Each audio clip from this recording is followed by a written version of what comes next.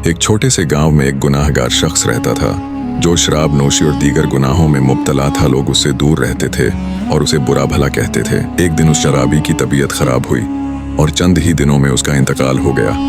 उसके गुनाहों की वजह से कोई भी उसकी मदद करने के लिए तैयार नहीं था। उसकी बीवी ने बहुत कोशिश की कि कोई जनाजा उठाने में मदद करे, लेकिन किसी ने मदद नहीं किया।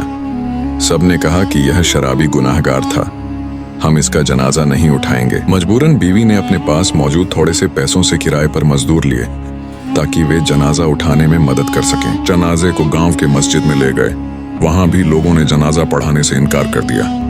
हम इस गुनाहगार का नमाज जनाजा नहीं पढ़ेंगे। कोई चारा न देखते हुए बीवी और मजदूरों ने फैसला किया कि जनाजा को गांव से बाहर सहरा में ले जाएंगे, वहीं दफन कर देंगे। सहरा में एक पहाड़ के करीब पहुंचे जहां एक मशहूर इबादत गुजार बुजुर्ग रहते थे।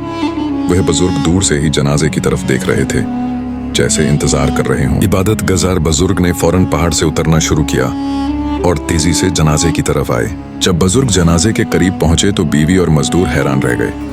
उन्होंने पहचान लिया कि यह वही मशहूर बुजुर्ग हैं जिनकी इबादत की शोहरत दूर दूर तक है। बुजुर्ग ने ऐलान किया कि वह उस शख्स की नमाज जनाजा पढ़ाएंगे। ये खबर आग की तरह पूरे इलाके में फैल गई और लोग हैरान हुए। जब गांव में यह खबर पहुंची कि फला मशहूर इबादत गुजार बुजुर्ग पहाड़ से उतरकर उस शराबी की नमाज जनाजा पढ़ने आए हैं, तो तमाम लोग भागते हुए सहरा की तरफ चल पड़े। लोग सहरा में इकट्ठा हो गए। जिस शख्स का कोई साथी नहीं था, अब उसके जनाजे में बहुत बड़ी भीड़ मौजूद थी। बुजुर्ग ने नमाज जनाजा पढ़ाई, उसके बाद जनाजा दफन किया गया।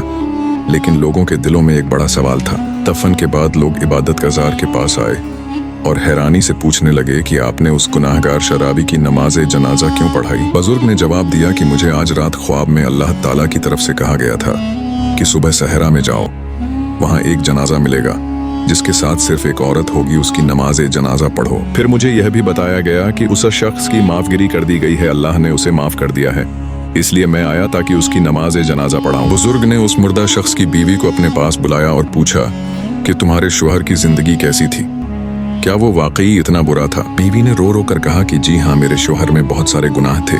वह शराब पीता था और दिन का अक्सर हिस्सा शराब खाने में गुजारता था। तब इबादत गुजार ने पूछा कि गौर से सोचो, क्या तुम्हें उसमें कोई नेकी नजर आती थी? बीवी ने कहा कि पहली बात यह थी कि जब सुबह को उसका नशा उतरता तो वह कपड़े बदल कर गुस्ल करके फजर की नमाज मस्जिद में जमात के साथ जरूर पढ़ता था। दूसरी नेकी ये थी कि हमारे घर में 2 यतीम बच्चे हमेशा रहते थे। मेरा पति उन यतीम बच्चों के साथ अपनी औलाद से भी बढ़कर ख्याल रखता था। तीसरी बात यह थी कि रातों को अल्लाह से रो रो कर माफी मांगता। लोग खामोश हो गए। अल्लाह पाक छोटी नेकियां भी कबूल करता है। अल्लाह पाक हमारी तौबा भी कबूल करे, आमीन।